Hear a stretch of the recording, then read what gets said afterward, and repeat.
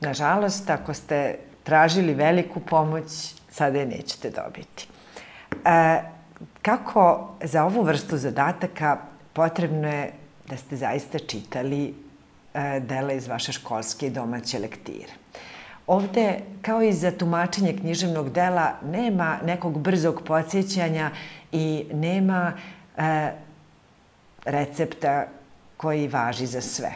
Morate se vratiti delima koje ste radili, pogotovo onima kojima ste najviše vremena posvećivali, a kao malu pomoć ponudit ćemo vam spisak svih dela iz domaće i školske lektire, recimo za 7. i 8. razred i možda nazive dela iz lektire domaće iz 5. i 6. I onda ćete listati čitanke, nalaziti i malo se podsjećati onoga što je važno.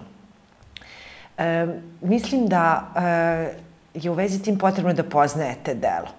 Ako negde i preko odlomka iz dela treba da prepoznate o kom je delu reč, podsjećajte se, postoje sigurno oni upečatljivi delovi u kojima se pojavljuje i lik.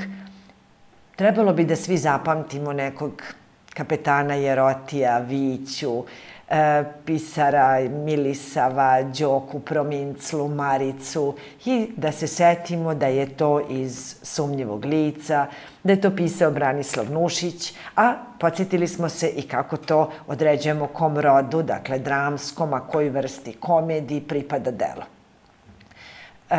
Listajte dela, podsjećajte se, a za ovu priliku dobit ćete i spisak onih na koje treba da se vratite.